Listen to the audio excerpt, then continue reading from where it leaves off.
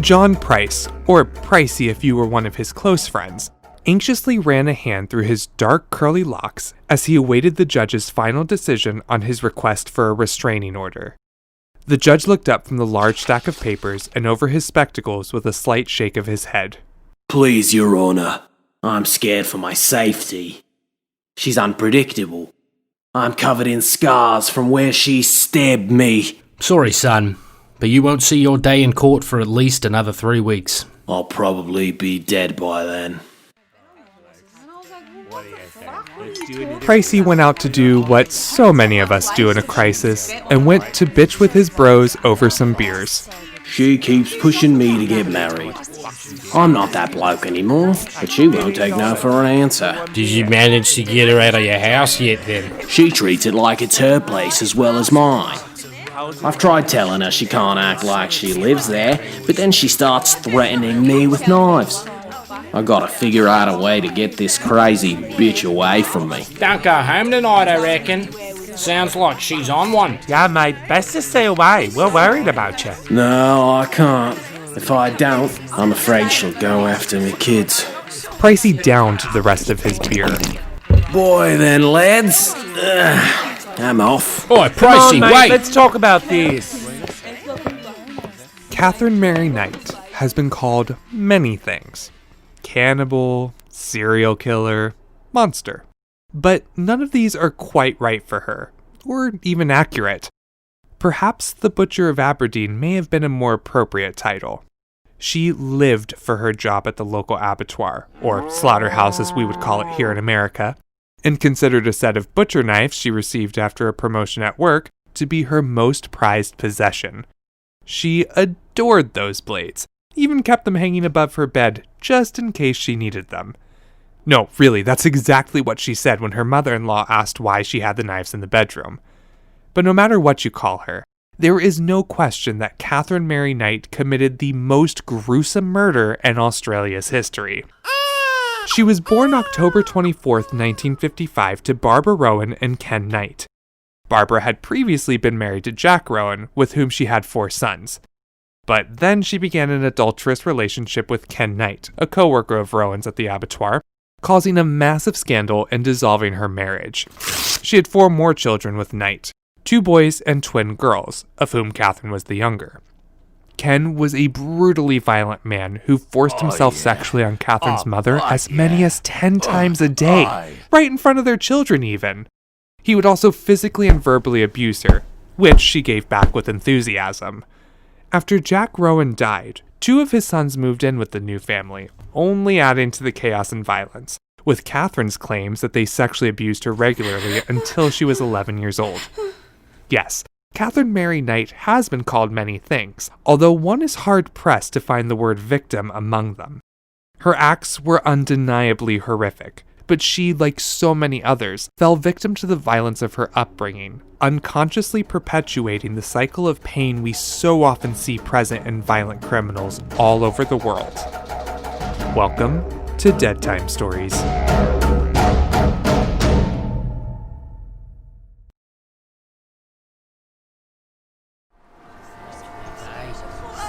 I think it's just gorgeous out. Katherine Mary Knight married Dave Kellett in 1973, and at their wedding reception, Kathy's mum Barbara pulled David aside. Davey? Come here, Davey. We need to have a chat with you. Oi, hiya, Mum. What can I do for you? It's actually a bit serious, David, so listen closely. Now, my Kathy. Listen, David, you better watch this one or she'll fucking kill you. Stir her up the wrong way or do the wrong thing, you're fucked. Don't ever think of playing up on her, she'll fucking kill you. Fuck, Barbie. I'm just trying to enjoy my wedding day. Davey, I'm not playing around. There's something loose up there. She's got a screw loose. And just as Barbara predicted, the couple remained blissfully wed for a whopping 9 hours, when David awoke in the middle of their wedding night to his new wife trying to strangle him. Kath! Kath, what are you doing? We only had sex 3 times. Calm down, woman. 3's not bad. Jesus, I need a break. Mum and Dad made love 5 times on their wedding night. 3's not good enough. All right, crikey. Well, you've scared him away now, haven't you? From here on, the marriage proceeded in a highly tumultuous fashion.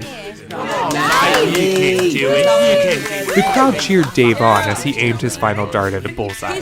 Come on, Davey. You got this, Davey. Hit the bullseye. Dave wiped sweat from his forehead and success! And moving on to the final round of the darts competition is Davey Killer's team, the Davey Killers. A true underdog story. Let's give them a hand, ladies and gentlemen. After a long but successful night out, Davey returned to a dark home, sniffed the air, and gagged. Oh, what's that horrible smell? He didn't have much time to process the odd odor as Katherine turned on the light and startled him. Where have you been? She smacked him over the head with a cast iron skillet, knocking him to the ground. You would leave your pregnant wife up all night worried sick about you? All I could do was burn your clothes in the tub while I waited. But now I think I'll kill you. Babe, please, it was just the darts competition. I don't believe you. I don't believe anything you say. You're a liar. Dave managed to escape the crazed woman and found refuge at their neighbor's house. Help! Call an ambulance! What the? Honey, call an ambulance. It's Davey. He's bleeding out. Dave did survive the night. Now, police considered charging Kathy for the incident, but she was able to work her way out of it using her charm. Shortly afterwards, she gave birth to her and Dave's daughter, Melissa. Katherine pushed a stroller down the street, eyes looking down maniacally at baby Melissa. He's left me, he's run off with that whore. He's left me, off to Queensland evermore. 2 onlookers watched the scene in disbelief. Crikey! Is that Kath Kellett out there swinging her baby around? She's only just it. What's she playing it? Looks like she's about to throw it in the street. I'm calling the authorities.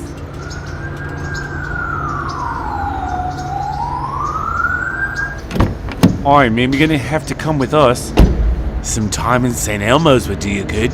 Kathy spent 3 weeks recovering in St. Elmo's Mental Hospital.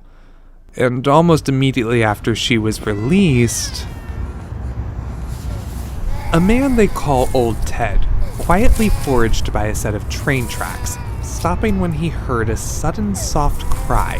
What? He followed the noise and realized with horror that someone had abandoned their baby on the tracks. Dear God, who left you here? He gently rocked the baby back and forth in his arms. What kind of monster would leave a baby on the train tracks? Old Ted looked down the line and frowned. The train had been due any minute. An officer stood on Katherine's doorstep sporting a frown. Kath Kellett, Old Ted found your baby on the train tracks. Well, I don't know how she got there. Ma'am, by the grace of God alone, we're not here to arrest you for infanticide, but you're gonna have to come with us. Why? I haven't done anything. Melissa's fine, isn't she? We also have reports from several people around town that you've been swinging an axe around, threatening to kill him. God, it's like no one in this town can take a joke anymore. Katherine Mary Knight was once again not arrested for her violence, domestic abuse, child endangerment, or erratic behavior, and was, once again, admitted to St. Elmo's for postnatal depression. But it would prove to be a short stay. Paging Dr. Kringatang.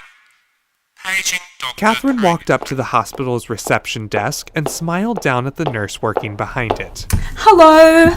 I'd like to check myself out, please. But you only just arrived yesterday. Yes, but I feel absolutely fine. Probably because she had revenge on her mind. The hospital released her. Katherine desperately fought for her neighbor's attention as she put her plan for revenge into action. Help! I need your help! Help! Kath? What's going on? I need you to drive me to the hospital. It's Melissa. She's ill. Oh dear. Don't worry. We'll drive you. Kids! Get Melissa ready. We'll be right there. Katherine ran home and waited impatiently for the friendly neighbor's car to pull into her driveway. Honey, go inside and help Kathy get the baby. Okay.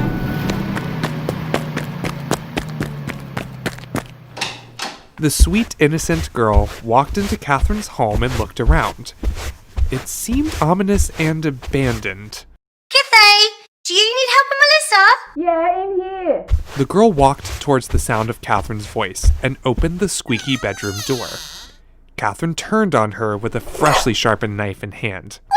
You gonna help me get my Davy back? Kathy slashed at the girl's face, who ran outside screaming as the mad woman chased her. The girl's mother looked up to see what the commotion was and immediately leapt out of the van to rescue her daughter. What is going on? Kathy grabbed the girl, placed her in a headlock, and glared at the neighbor with a crazed gleam. You're gonna drive me to Davy's mum's house. Yeah, that'll get his attention. Come on, or I'll cut up her pretty little face even more. Okay, just stay calm, please.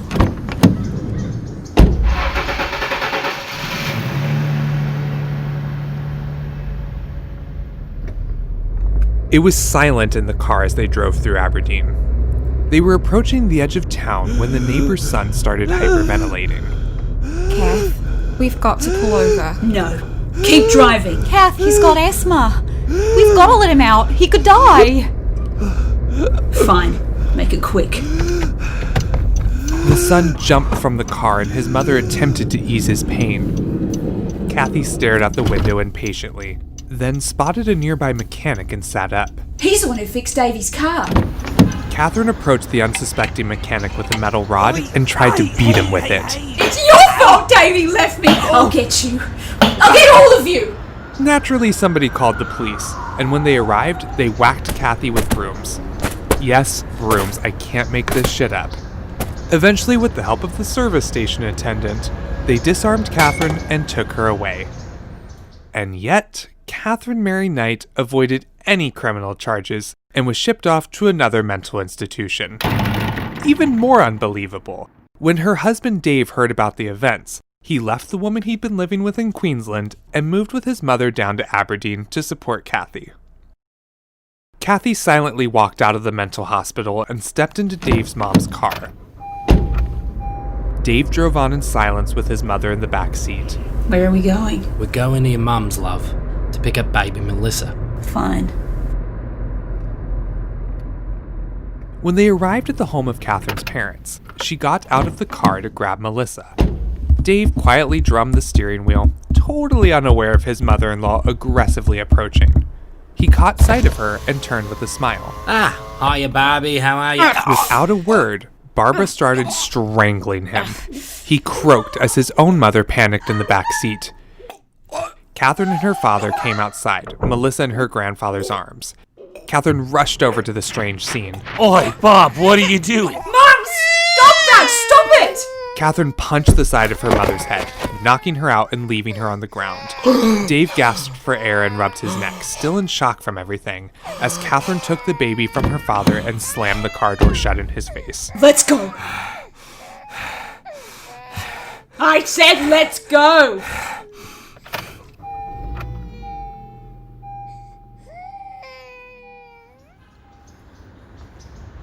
A few weeks later, David put the bizarre events behind him and organized a surprise birthday party for Kathy.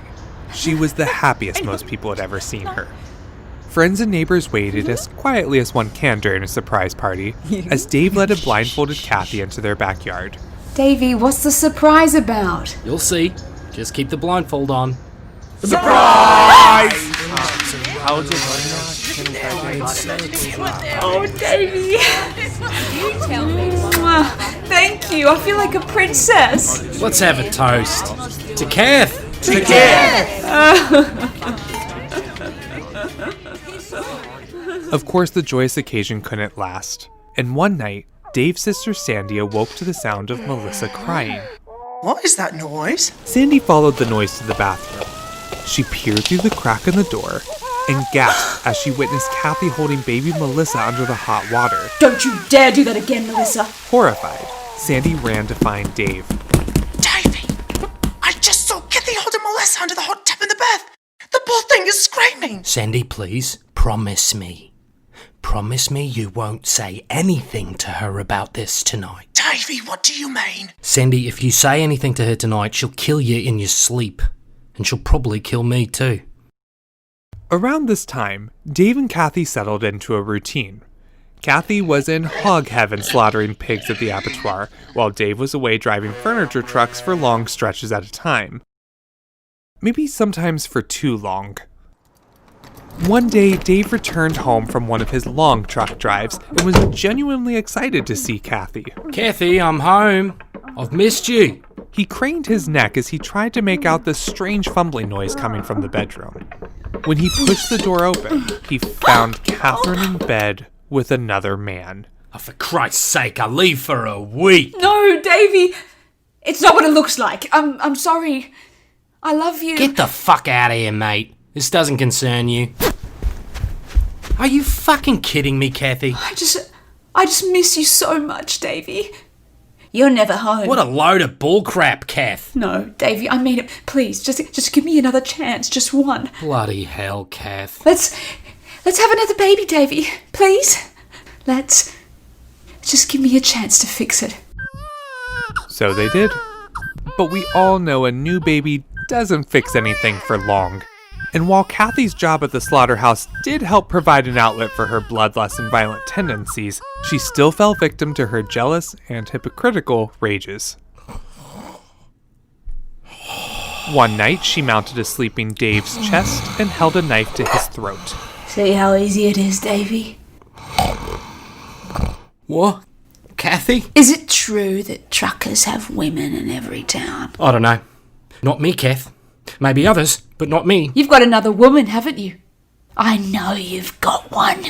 I'd love to slit your throat, David. Think how easy it would be. Kathy, no, I swear. I swear, baby, please. It's only you. It's always been you, please. By some miracle, David managed to convince Kathy of his fidelity and survived the night. And as upset as Kathy seemed to be at the thought of David with another woman, a couple of months later, he came home from driving and Kathy was gone.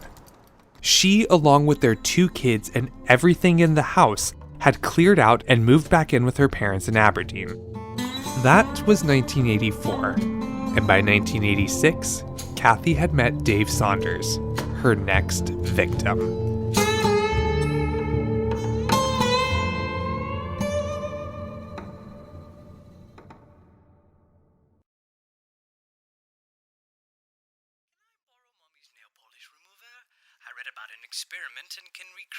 It was a peaceful day, unless you happened to be Dave Saunders.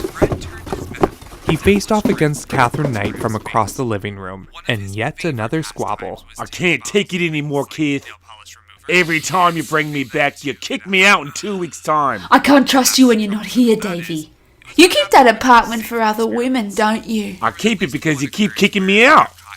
Try it again, babe. This time it's for good. Kathy stormed out of the room. Real mature, Kath. Hey, where you going? Dave Saunders followed Kathy to the backyard where she sat cross-legged with his dingo puppy in her lap. She looked down at the innocent creature, then up at the man. So, you want to leave me? Babe, what are you doing with the dog? Without a second thought, Kathy slit the puppy's throat and left. Kathy stood on her sister Joy's doorstep, covered in the dog's blood. She ran a hand through her hair as she waited, turning the blonde curls a crimson hue. Hi, Kathy. You're covered in blood. I've killed Dave Saunders. To be clear, she hadn't, but she loved seeing her sister's reaction when she heard the news, because Joy was experiencing the fear and horror people would feel once Katherine actually did commit a murder. Despite the tragic loss of their dog, Kath soon gave birth to her third daughter, Sarah, prompting Dave Saunders to put down a deposit on a home for them. Kath wasted no time decorating every inch of the walls and ceiling with animal skins, skulls, horns, rusty animal traps, leather jackets, old boots, machetes, rakes, and pitchforks. She would sit in her gruesome den watching horror films like some people would watch pornography. Kath may have enjoyed watching her horror films, but Dave Saunders was starting to feel like he was living one. Like John Price, Dave turned to the pub. Your face looks awful, mate. How long's it been since she hit you with that iron? About 2 weeks. Don't forget she stabbed him with the scissors as well. Don't remind me. Why are you still with her? She's bloody good in bed. This is the last straw, though. I've got it all sorted. She thinks I'm leaving for her mates tomorrow, but I ain't coming back. We'll miss ya, but you gotta get away from her. Kathy searched tirelessly for Dave Saunders, but eventually had to give up when no one in town admitted to having any idea where he was. She took out a restraining order against him just in case he ever did come back, and when their daughter asked where her father had gone, Kathy told her, Daddy's dead. In 1990, Kathy had her fourth and final child, a son named Eric, with her new beau John Chillingworth. Kathy met John while they were working in the slaughterhouse, and after 3 years, she left him for John Price. This was partner number 4, if you're counting. Although Pricey was aware of Kath's violent reputation, his children liked her, and he was making good money at the job he'd held for 17 years. He told friends that in the beginning, life was a bunch of roses until... Pricey came home from work late one night and found Katherine waiting for him in the dark. God! You scared me, Kath. I found your will, Pricey. And? You're leaving everything to your ex-wife and your daughters? I've got to take care of me family, Kath. I'm your family, Pricey. I told you, Kath. I'm not getting married again. Do what you want, Pricey, but you'll never get me out of this house. I'll do you in first. You've known since the beginning. I was only in this for the sex. Perfect. Because if you ever leave me, I'll cut your balls out. A few days later, Kath found herself in Pricey's garage with an old camcorder. Before her rested numerous medical supplies on a bookshelf. And here you can see all the medical supplies Pricey's nicked from work. He's got quite a lot of them, hasn't he? With the evidence collected, Kath maliciously dropped the packaged videotape into the mailbox and walked off, smacking her hands together. I wonder what his boss will think about that. The medical supplies Kathy filmed had all expired when Pricey scavenged them out of the trash, but his company was still forced to terminate him. Word spread around town about what she had done, and Pricey decided to end things with her. But for reasons we may never know, they restarted their relationship only a few months later. What do you know? What do you fucking know anyway, you idiot? Their fighting was worse than ever, and many of Pricey's friends refused to see him while he was dating Kathy. And who could blame them? Kathy started making threats on his life after all. The fights weren't always public, of course. Some were with her brother Kenneth in the comfort of his home. Pricey's taking me back, Kenny. So, he's agreed to marry you? No. You know I hate it when you bring that up, Kenny. Oh, I'll kill him. No, you won't. And I'm going to get away with it, because I'll make out like I'm mad, and I'll kill his 2 kids too. Police, what's your emergency? I'm at my co-worker John Price's house. He didn't show up for work today, and so I came to check up on him. There's blood on the front door. Please send someone. Shortly after taking the call, officers swarmed Pricey's home. His car rested peacefully in the driveway still. It's the police. Open up. Kick her in. Officers cautiously walked through the silent home. One of them noticed 2 plates of pot roast resting on the dining room table and cocked his head to the side as he took in the place settings. We found the girlfriend. She's passed out in the bedroom from Peel's. The table's set with 2 plates of roast dinner for the kids. What the hell's going on here? The stove is warm. What's in the pot? Another officer lifted the lid and chucked it across the room from fright. Bloody hell.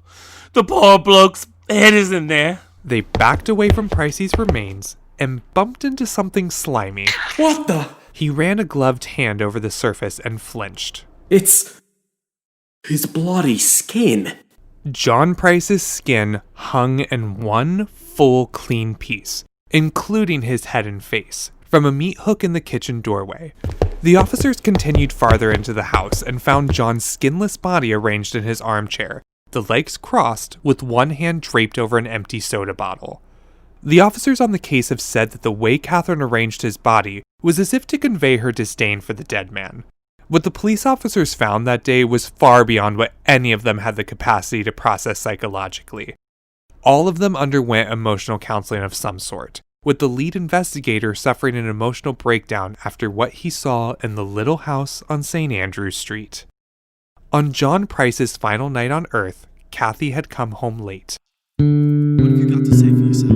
Dad, Winifred was the one using those teacups to mix her own shampoo. On the night of the murder, Kathy turned off the TV and slipped into bed with John.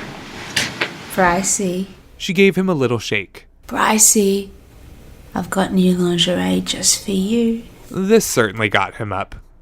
In more ways than one. The couple made love and then John fell back asleep.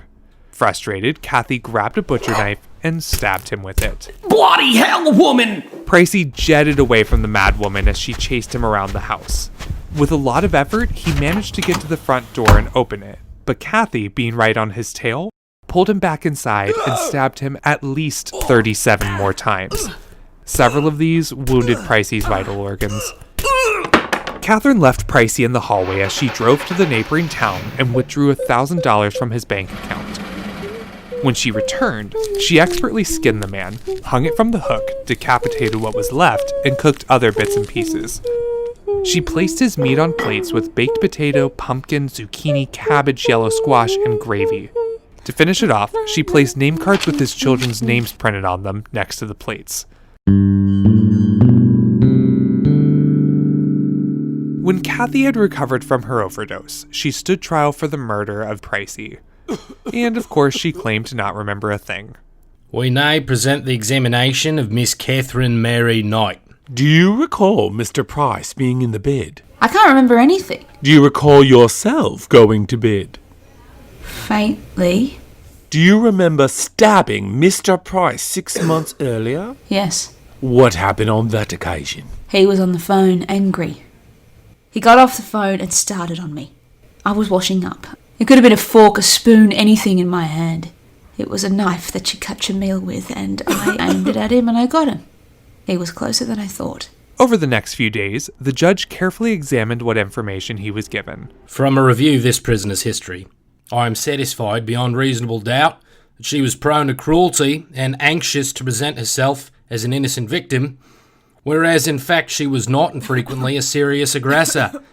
I am further satisfied beyond reasonable doubt that the prisoner was, throughout her various relationships, a person who is prone to violence and vindictiveness, to malice and possessiveness, and to cruelty.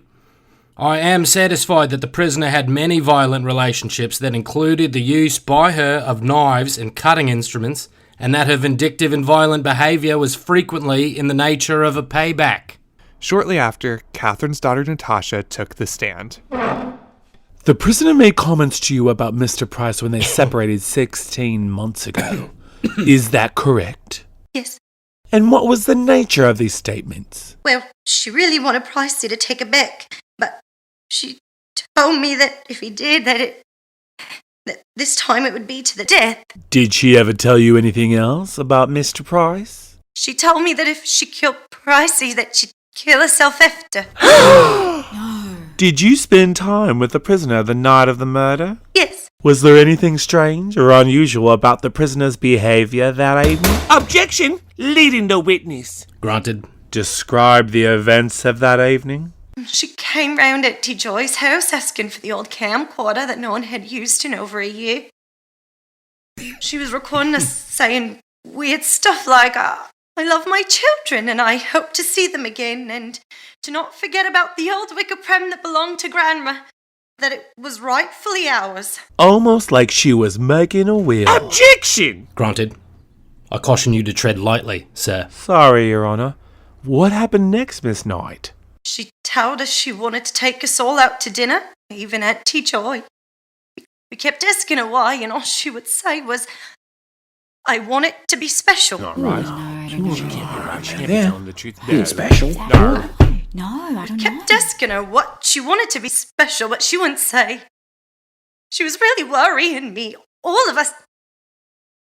She seemed unstable, so when she took us home late, I stayed behind with her outside and I said, Mum, I hope you don't kill Pricey and yourself tonight. I thought I was crazy to even think that, but that's exactly what happened. As the trial proceeded, Katherine eventually pleaded guilty. I am satisfied, beyond any doubt, that this murder was premeditated. I am further satisfied in the same way that not only did Miss Knight plan the murder, but she enjoyed the horrific acts which followed in its wake as part of a ritual of death and defilement. I have no doubt that her claim to amnesia forms part of a plan to effect madness in order to escape the consequences of her acts. At no time during the hearing or prior thereto did the prisoner express any regret for what she had done or any remorse for having done it.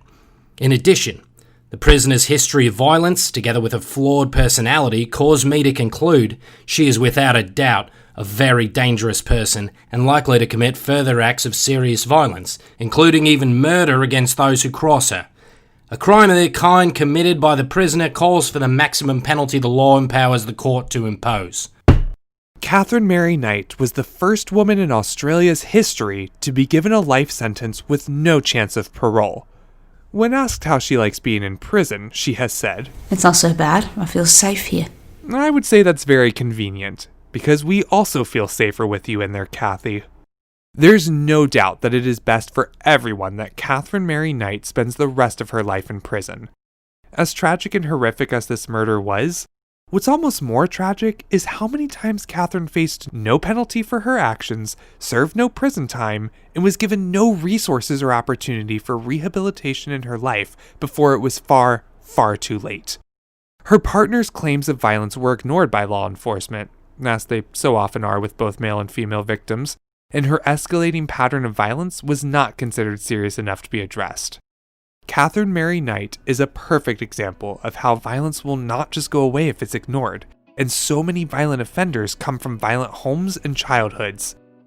In so many ways, her case highlights exactly what is wrong with our school and law enforcement systems. There were so many opportunities where Katherine may have been able to be reached before she committed this act of violence and hatred. Perhaps Australia took this lesson to heart. I know the USA hasn't yet.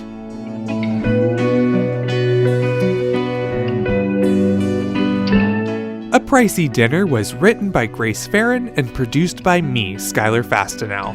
And don't worry, no animals were harmed in the making of today's episode. The reenactments were voiced by Rainey Blake, Matt McNelly, Jordan Catcher, Daniel Jones, Marissa Pistone, and Jeanette Zosh. I am so glad you joined us for another episode of the original Dead Time Stories. To help ensure others enjoy our podcast just as much as you did, make sure to leave us a rating, review, or both on your favorite podcasting service. You can also tell the true crime fanatics in your life about us. It might not seem like much, but we are truly nothing without our amazing listeners. Oh, we're also active on Instagram and Facebook, so if you want to see the voice actors behind the story or learn more about the case that we just didn't have time to cover today, you can find us at the original Dead Time Stories. The links to those pages are in the episode description. It's so hard for me to believe that we're quickly approaching 2 years since I started this podcast, and I don't have to tell you how much has changed in our world since then. To reflect what's been going on, I wanted to make sure that our season finale episode is extra special. That episode will be dropping before you know it on all of your favorite podcasting apps. Until then, stay safe out there. I don't want you to be the next chapter's topic on the original Dead Time Stories.